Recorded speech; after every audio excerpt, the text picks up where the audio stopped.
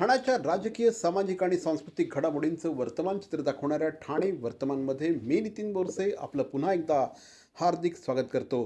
सादर करीत आहोत आजच्या ठळक बातम्या. भवानी ज्वेलर्स ठाणे, पारंपरिक आणि आधुनिक दागिन्यांचा अप्रतिम संगम. प्रत्येक स्त्रीची पहिली पसंती भवानी ज्वेलर्स ठाणे. नक्की भेट द्या. नमस्कार. ठाण्याच्या राजकीय, सामाजिक आणि सांस्कृतिक घडामोडींचं वर्तमान चित्र दाखवणाऱ्या ठाणे वर्तमानमध्ये मी नितीन बोरसे आपलं पुन्हा एकदा हार्दिक स्वागत करतो. सादर करीत आहोत आजच्या ठळक बातम्या. तर मंडळी, या होत्या आजच्या ठळक बातम्या. ठाणे वर्तमानमधून आम्ही ठाण्याच्या राजकीय, सामाजिक आणि सांस्कृतिक घडामोडींचं वर्तमान चित्र दाखवायचा प्रयत्न करतोय. अर्थातच आपल्या सहकार्याची गरज आहे, तेव्हा आपल्या सूचना आणि समस्या आम्हाला जरूर कळवा. आमचा पत्ता Thane Vartaman, Dadoji Konde stadium, shop number 16, Khardan road, Thane पश्चिम. दूरध्वनी क्रमांक 9820939420. तर मग पुन्हा भेटू उद्या याच वेळी याच ठिकाणी ठाणे वर्तमानमध्ये. तोपर्यंत धन्यवाद. जय हिंद, जय महाराष्ट्र. ओके. महाराष्ट्राच्या 67व्या स्थापना दिनानिमित्त उपमुख्यमंत्री एकनाथ शिंदे यांनी ठाण्यातील पोलीस क्रीडा संकुलात ध्वजवंदन करत राज्याच्या विकासाचा रोडमॅप मांडला. विकास, विश्वास आणि वेग या त्रिसूत्रीवर भर देत त्यांनी महाराष्ट्राला $1 ट्रिलियन अर्थव्यवस्था बनवण्याचा विश्वास व्यक्त केला. समृद्धी महामार्ग, मेट्रो, कोस्टल रोड यासारख्या प्रकल्पांमुळे राज्याचा वेगाने विकास होत असल्याचं त्यांनी सांगितलं. ठाणे जिल्ह्यातील 327 किलोमीटर मेट्रो नेटवर्क, विविध शहरांना जोडणारी कनेक्टिव्हिटी आणि पॉडकास्ट टॅक्सी सारख्या योजनांमुळे वाहतूक सुलभ होणार आहे असा विश्वास त्यांनी व्यक्त केला. डिजिटल प्रशासनामध्ये ठाणे जिल्हा अग्रस्थानी असून 100% डिजिटल सेवा नागरिकांना उपलब्ध करून देण्यात आल्या आहेत. कृषी, आरोग्य, शिक्षण, महिला सक्षमीकरण आणि कौशल्य विकास या क्षेत्रात देखील विविध योजना राबवल्या जात आहेत. पर्यावरण संवर्धनासाठी 2047 पर्यंत 300 कोटी वृक्ष लागवडीचं उद्दिष्ट ठेवण्यात आलं आहे. महाराष्ट्र दिन हा स्वाभिमानाचा दिवस असून सर्वांनी एकजुटीने प्रगतीसाठी काम करण्याचं आवाहन देखील त्यांनी केलं. ठाणे महानगरपालिकेत महाराष्ट्र दिन अतिशय उत्साहाने साजरा करण्यात आला. महापौर शर्मिला पिंपलोळकर यांनी मुख्यालयामध्ये ध्वजारोहण करून राष्ट्रध्वजाला मानवंदना दिली. यावेळेस आयुक्त सौरभ राव, उपमहापौर कृष्णा पाटील आणि इतर मान्यवर उपस्थित होते. कार्यक्रमानंतर आंतरराष्ट्रीय कामगार दिनानिमित्त 10 गुणवंत सफाई कामगारांचा सन्मान करण्यात आला. तसंच अग्निशमन विभागातील उत्कृष्ट सेवा देणाऱ्या कर्मचाऱ्यांचा देखील सन्मान करण्यात आला. या उपक्रमातून शहर स्वच्छतेसाठी आणि आपत्कालीन सेवांसाठी कार्यरत असणाऱ्या कर्मचाऱ्यांचं योगदान अधोरेखित करण्यात आलं. त्यानंतर विविध महनीय व्यक्तींच्या प्रतिमांचा पुष्पहार अर्पण करून सन्मान करण्यात आला. मासुंदा तलाव येथे छत्रपती शिवाजी महाराज आणि कोटनाका येथील डॉक्टर बाबासाहेब आंबेडकरांच्या पुतळ्यांना अभिवादन करण्यात आलं. या सोहळ्यात अधिकारी, कर्मचारी आणि नागरिक मोठ्या संख्येने सहभागी झाले. ठाणे महानगरपालिकेचे माजी विरोधी पक्षनेते, विद्यमान नगरसेवक श्री देवराम भोईर आणि माजी विरोधी पक्षनेते, माजी स्थायी समिती सभापती श्री संजय भोईर यांच्या पुढाकाराने बाळकोम येथील श्री साईबाबा मंदिराचा 26वा वर्धापन दिवस अतिशय उत्साहाने संपन्न होतो आहे. दिनांक 24 ते 30 एप्रिल दरम्यान या निमित्ताने विविध धार्मिक कार्यक्रमांचं आयोजन करण्यात आलं आहे.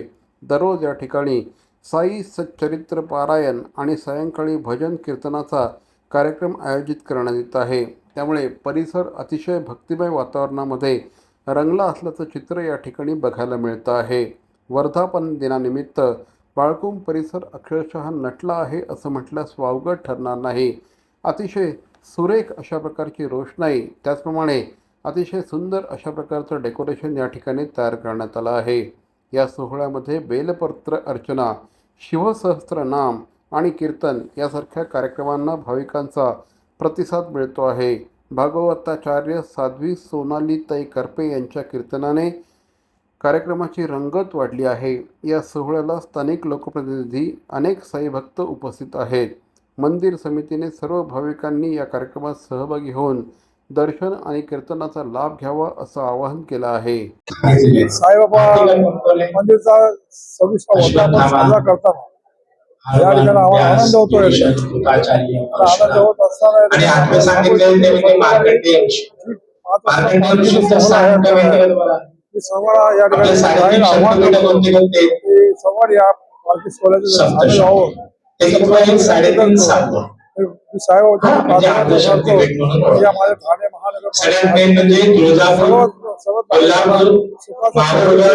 आणि आपल्या नाशिक जिल्ह्यामध्ये असलेल्या साईबाबा मंदिराचा 26वा वर्धापन दिन सोहळा आम्ही त्या ठिकाणी साजरा करत आहोत. गेले 25-26 वर्ष या संपूर्ण भागामध्ये साईबाबांचं याच्यामध्ये आम्ही कार्यक्रम उपक्रम राबवत आहोत आणि या उपक्रमाच्या माध्यमातून अतिशय चांगल्या पद्धतीने दिवसाने संपूर्ण पालखोन गाव दुमदुमलेलं आहे आणि या भक्तिभावाने सर्वच चांगल्या पद्धतीने बाबांच्या आशीर्वादासाठी सर्वांनी त्या ठिकाणी विलीन झालेले आहेत आणि चांगल्या पद्धतीने आजपर्यंत गेले 26 वर्ष या मंदिराचा आम्ही कार्यक्रम करतो. आणि कार्यक्रम करत असताना 5 दिवस आमचा भरगच्च कार्यक्रम असतो. आज संध्याकाळी कीर्तन आहे, उद्या पालखी सोहळा आहे, परवा सत्यनारायणची पूजा आहे आणि या संपूर्ण कार्यक्रमामध्ये सर्व सहभागी त्या ठिकाणी होत आहेत. CP Goenka International School, nurturing talent at young age for scholastics, sports and performing arts in global perspective. Proud to have world toppers and country toppers in 10th standard Cambridge examinations. Ranked the best emerging school by the Times of India for personality over percentage, CP Goenka is the intelligent choice. Thane महानगरपालिकेचे मालमत्ता कर म्हणजेच property tax भरण्याचे आवाहन. सन 2022-23 या आर्थिक वर्षाचे मालमत्ता कराचे म्हणजेच प्रॉपर्टी टॅक्सचे बिल ठाणेकर करदात्यांना महापालिकेमार्फत आर्थिक वर्षाच्या सुरुवातीस म्हणजेच माहे एप्रिल 2022 मध्ये देण्यात आलेले आहे. तथापि अद्यापही काही करदात्यांनी मालमत्ता कर महापालिकेकडे जमा केलेला नाही. सध्या आर्थिक वर्षाचा अंतिम टप्पा सुरू झाला आहे. मालमत्ता कर वसुलीसाठी महापालिकेतर्फे कडक कारवाई हाती घेण्यात आली आहे. या अंतर्गत जंगम मालमत्ता, टीव्ही, फ्रीज, वाहन व इतर जप्त करणे तसेच स्थावर मालमत्ता वॉरंट बजावून जप्त करण्यात येत असून मालमत्तेचा जाहीर विक्रीद्वारे लिलाव करून कराची रक्कम वसूल करण्यात येत आहे. मालमत्तेस पाणी पुरवठा करण्यात येणारे नळ संयोजन खंडित करण्यात येत आहेत. त्याचप्रमाणे थकीत मालमत्ता करावर 2% व्याज आकारले जात असल्याने भरावयाची रक्कम वाढत आहे. आपला मालमत्ता कर propertytax.thanecity.gov.in या लिंकद्वारे तसंच गुगल पे, फोन पे, पेटीएम याद्वारे ऑनलाईन पद्धतीने करण्याची सुविधा उपलब्ध करून दिली आहे. शनिवार, रविवार व सार्वजनिक सुट्टीच्या दिवशी नागरिकांना मालमत्ता कर भरणे सोयीचे व्हावे याकरता महापालिकेचे मालमत्ता कर संलग्न कार्यालय या दिवशी कार्यान्वित ठेवण्यात आलेले आहे. तरी मालमत्ता कर वसुलीची अप्रिय कारवाई टाळण्याच्या दृष्टिकोनातून मालमत्ता कर भरून महापालिकेस सहकार्य करावे. धन्यवाद.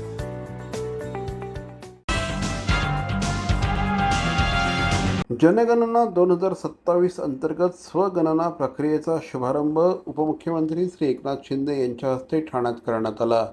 नागरिकांनी QR कोडद्वारे स्वतःची माहिती भरून प्रशासनाला सहकार्य करावं असं आवाहन करण्यात आलं. 1 मे ते 15 मे 2026 या कालावधीमध्ये ही प्रक्रिया सुरू राहणार आहे. महानगरपालिकेत मदत कक्ष स्थापन करण्यात आला असून नागरिकांना मार्गदर्शन केलं जात आहे. अचूक आकडेवारी विकासासाठी महत्त्वाची असल्याने नागरिकांनी सहकार्य आणि सहभाग नोंदवणे आवश्यक आहे.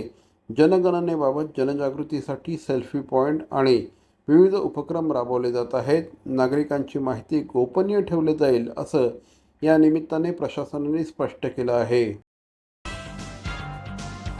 ठाण्यातील कोपरी परिसरामध्ये पावसाळ्यापूर्वी नालेसफाईच्या कामांना सुरुवात करण्यात आली. महापौर शर्मिलाताई पिंपलोळकर यांच्या हस्ते आज या कामाचा शुभारंभ झाला. शहरातील विविध भागातील नाल्यांची स्वच्छता वेळेत पूर्ण करण्यासाठी नियोजन करण्यात आलं असून अधिकाऱ्यांना कामं गतीने पूर्ण करण्याच्या सूचना देण्यात आल्या आहेत. उद्घाटनानंतर साफसफाईच्या कामाला सुरुवात झाली. नियमित देखभाल आणि स्वच्छता राखण्यावर भर देण्यात आला असून नागरिकांनी देखील स्वच्छतेबाबत जागरूक राहावं असं आवाहन महापौरांनी केलं आहे. RTE अंतर्गत 25% राखीव प्रवेश प्रक्रियेसाठी कागदपत्र पडताळणी आणि प्रवेश निश्चित करण्याची मुदत 8 मे 2026 पर्यंत वाढवण्यात आली आहे. पूर्वी ही मुदत 30 एप्रिलपर्यंत होती. सर्व पात्र विद्यार्थ्यांना प्रवेशाची संधी मिळावी यासाठी ही अंतिम मुदतवाढ देण्यात आली आहे. पालकांनी आवश्यक कागदपत्र सादर करून प्रवेश प्रक्रिया पूर्ण करणं आवश्यक आहे. शिक्षण विभागाने स्पष्ट केलं आहे की यानंतर कोणतीही मुदतवाढ दिली जाणार नाही. त्यामुळे विलंब न करता प्रक्रिया पूर्ण करण्याचं आवाहन प्रशासनाने केलं आहे. तर मंडळी, या होत्या आजच्या ठळक बातम्या. ठाणे वर्तमानमधून आम्ही ठाण्याच्या राजकीय, सामाजिक आणि सांस्कृतिक घडामोडींचं वर्तमान चित्र दाखवायचा प्रयत्न करतोय. अर्थातच आपल्या सहकार्याची गरज आहे, तेव्हा आपल्या सूचना आणि समस्या आम्हाला जरूर कळवा. आमचा पत्ता Thane Vartaman, Dadoji Konde stadium, shop number 16, Khadal road, Thane पश्चिम. दूरध्वनी क्रमांक 9820939420. तर मग पुन्हा भेटू उद्या याच वेळी याच ठिकाणी ठाणे वर्तमानमध्ये. तोपर्यंत धन्यवाद. जय हिंद, जय महाराष्ट्र.